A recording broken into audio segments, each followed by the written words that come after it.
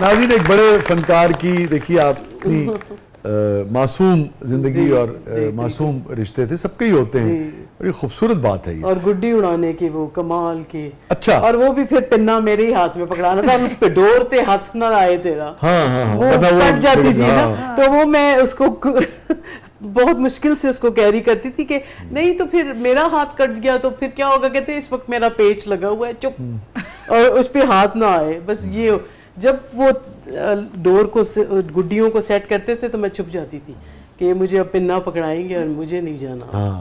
آپ کی ساری گفتگو سے مجھے محسوس ہوا کہ جیسے وہ آپ کو قریب رکھتے تھے، قریب دیکھنا چاہتے تھے، کوئی نہ کوئی جی کچھ نہ کچھ ہے نا، بہت قریب رکھتے. پھر جیسے کہ آپ نے کہا کہ ہاتھ تھام کے آپ کا بیٹھے رہتے تھے. بہت زیادہ. مجھے لگتا ہے انہوں نے چلے جانا تھا نا جلدی، تو یہ قدرتی بات ہے.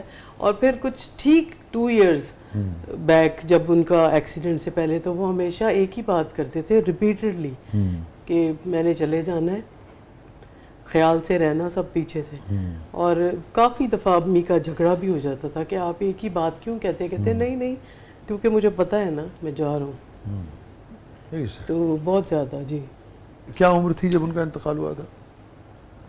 وہ 14 نومبر کو ان کا ایکسیڈنٹ ہوا تو وہ 15 دسمبر کو ٹرن ہونے والے تھے 42. Very young. اور مجھے یاد پڑتا ہے کہ پی ٹی وی سے مستنصر حسین تارڑ صاحب تھے اس وقت. مجھے یاد ہے کہ ادھر ایکسیڈنٹ ہوا اور ادھر فون بجنے شروع ہو گئے پی ٹی وی سے. تو محمد علی صاحب آئے ہیں تو میری والدہ تو چلی گئی ان کے ساتھ نا. انہوں نے کہا کہ آپ، ان کے بڑا میٹھی زبان تھی کہ چندہ ذرا آپ آئیے. تو میری والدہ چلی گئی، ہم نے کہا پتہ نہیں کیوں گئی ہے، ہم ہوم ورک کر رہے تھے. لیکن جب پی ٹی وی سے فون بجنا شروع ہوا تو مستنصر حسین تارڑ صاحب تھے اور انہوں نے کہا کہ بیٹے یہ اقبال حسن صاحب کا گھر ہے. تو میں نے کہا جی بتائیے. کہتے ہیں وہ کچھ نہیں، میں آپ کو دوبارہ کال کرتا ہوں. اتنے میں ہی جنرل ہاسپٹل ادھر لاہور، جی ایک ڈاکٹر کا فون آ گیا. تو اس نے بس بڑا کرولی کہا کہ یہ ان کا گھر ہے، ان کی موقع پہ ہی مطلب جاں بحق ہو گئے ہیں. تو یہ میرا مطلب کہ یہ it doesn't concern the world who dies who doesn't die. تو وہ بس اسی طرح سے کافی تکلیف دہ تھا. میرا وائس باکس چلا گیا تھا کیونکہ شوق سے نا میرا پھر ورٹیبرل کالم ڈسلوکیٹ ہوا. for 3 years I was in like بالکل اسٹریٹ یہ سارا. تو وہ بس وہ کافی وہ وقت تھا اللہ نے بس گزار دیے خیر سے. اور آپ کی عمر تھی اس وقت تقریباً 14 سال برس کی ہونے والی تھی میں. میری برتھ ڈے تھی نا 14 کو، ان کی تیاری تھی کہ اب آپ کی برتھ ڈے ہے اور سب انوائٹڈ تھے اس میں، سارے آرٹسٹ، ساری انڈسٹری. تو اس دن پھر کل تھے. تو مجھے یاد ہے ہماری فیملی ڈاکٹر تھی، ڈاکٹر رضیہ سمدانی صاحبہ، لبرٹی میں ہوتی تھی. انہوں نے کہا ہیپی برتھ ڈے ہے کان میں میرے. تو اس دن کل تھے ابو کے. تو بس کہتے ہیں نا کچھ چیزوں کا کوئی شافی حل نہیں ہوتا، اور اس پہ اس کی کیا حکمت ہے، بس اس کو اس پر ہی چھوڑ دیں. جب تک آپ انسان یہ سمجھتا نہیں ہے اس کو صبر بھی نہیں آتا. نہیں، اور سمجھنا بہت ضروری ہے بر وقت. اللہ تعالیٰ انہیں غریق رحمت فرمائے جی، آپ کو صبر جمیل عطا فرمائے. اور آپ پھر جتنے اٹیچ ہوتے ہو تو پھر اتنا اس کو اس سے دور ہو جانا، وہ پھر اس کے ساتھ زندگی گزارنا، پھر وہ ایک اور دور ہے، ایک اور دور ہے جس میں سنبھلنا پڑتا ہے کہ اب آپ اکیلے ہو چکے ہیں. تو I can understand. تو بس اس طرح ہے، مگر that's life, that's how it. Yes, life is like that. بہت ساری باتیں ہیں جو اقبال حسن صاحب کی صاحبزادی ہم سے شیئر کر رہی ہیں، ان کی یادوں کے حوالے سے. ان کی نواسی یہاں ہیں زہرا ملک صاحبہ.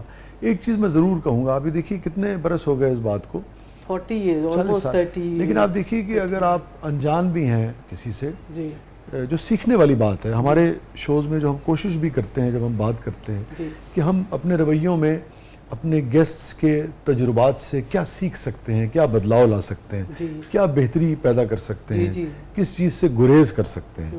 بہت کچھ ہے سیکھنے کو. ایک فوری چیز جو سامنے آئی وہی آئی کہ رشتہ ہو یا نہ ہو، لیکن 40 سال بعد بھی ایک شخص اگر فون کرتا ہے اور اس کو یہ احساس ہے جیسے کہ مستنصر صاحب کا ذکر ہو رہا ہے کہ اس گھر میں ایک مرگ ہوئی ہے اور ان کو کسی بھی نوعیت کی تکلیف یا کوئی ایسی بات نہ کی جائے تو وہ اس بات کو گریز کرتے ہیں شیئر کرنے سے بھی. یہ بھی ان کو یاد ہے. کمال کے لوگ تھے. اور جی ہاں, اور اسی 40 سال پہلے ایک ڈاکٹر جو کوئی بھی شخص تھا اس وقت, اور اگر وہ بے حسی سے خبر دے دیتا ہے, کہنے کو تو خبر ہی ہے, تو وہ 40 سال بعد بھی ایک بیٹی کے حافظے میں موجود ہے, اس کا کتنا اثر ہے. اور یہی خبر, یہ حقیقت تھی, اگر اس کو شفقت کے ساتھ اور ایمپتھی کے ساتھ اور دکھ کے ساتھ, درد کے ساتھ, درد کے احساس کے ساتھ بھی تو شیئر کیا جا سکتا ہے. سو یہی سیکھنے کی چیزیں, کہیں نہیں جائیے گا. بڑے لوگوں کی ہر چیز سے بڑی باتیں جو ہیں وہ جڑی ہوتی ہیں, عام آدمی کی ہر چیز سے بھی بڑی باتیں جڑی ہوتی ہیں. ہر شخص اپنی حیثیت میں ایک اہم آدمی ہوتا ہے, ایک بڑا آدمی ہوتا ہے. کہیں نہیں جائیے گا. چھوٹے سے وقفے کے بعد واپس آتے ہیں. آج ہم یاد کر رہے ہیں پاکستان کے سب کانٹیننٹ کے اس لیجنڈری عظیم فنکار کو جن کا نام تھا اقبال حسن, اور ان کی صاحبزادی تصور حسن صاحبہ ہمارے ساتھ موجود ہیں, ان کی نواسی محترمہ زہرا ملک صاحبہ ہمارے ساتھ موجود ہیں. پروگرام کی اگلے مرحلے میں آپ کے لیے بہت کچھ ہے, آپ دیکھ رہے ہیں زبردست.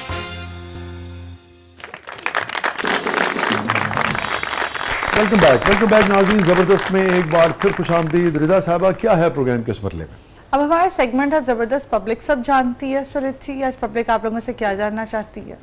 جی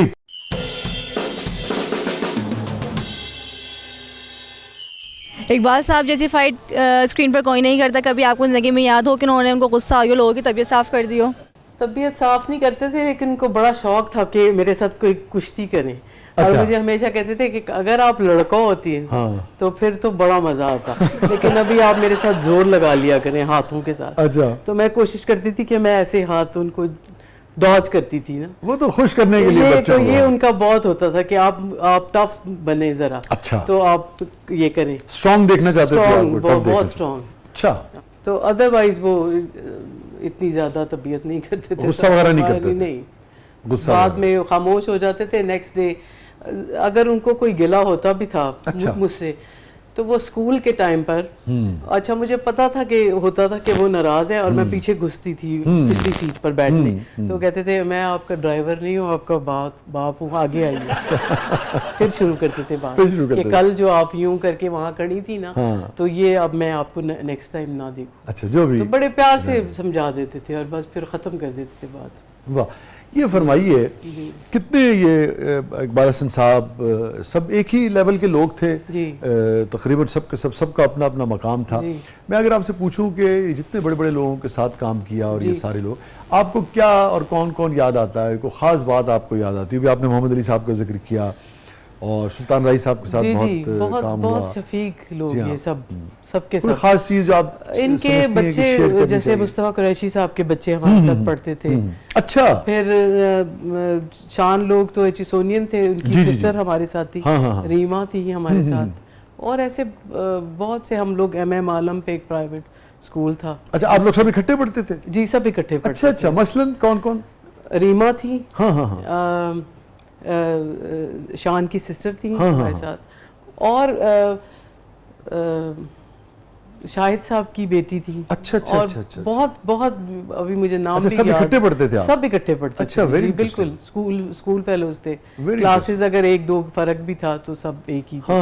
تو بریک میں ہم جمع ہو جاتے تھے سب. اچھا اچھا اچھا. تو پھر ورنہ پھر اگر کوئی ڈراپ کرنا ہوتا تھا کسی کو, تو اکثر ابو نے کہنا چلو چلو میرے ساتھ بیٹھو, آؤ میں لے کر چلتا. اچھا اچھا اچھا. تو یہ بڑا اچھا, ساری انڈسٹری ہی لاہور تھی نا. جی. اور اس وقت یہ جو لیڈیز کو سٹارز ہوتی تھیں, اور یہ ایک دوسرے کے دکھ سکھ کے ساتھی تھے سارے. جی, کہ کوئی بیٹھا ہوا ہے گھر تو اس کو انکریج کرتے تھے کہ آپ اپنا ویٹ کم کریں, واپس آئیں, کم بیک ہے, آپ یوں نہ کریں. مطلب یہ میں نے دیکھا ہے کہ میرے والد سب کو ہمیشہ یہی کہتے تھے, نہ بیٹھ کے کیا فائدہ ہے, لگے رہو, کام کرتے رہو جم کے. اگر کوئی ڈسارٹ ہو جاتا تھا, میری فلم اچھی نہیں گئی یا کوئی ویٹ بڑھ گیا ہے, کبھی ہوتا ہے لیڈیز میں, تو وہ اکثر کہتے تھے کہ نہیں گھر نہیں بیٹھنا, کام کرو. تو یہ مجھے ان کی یہ چیز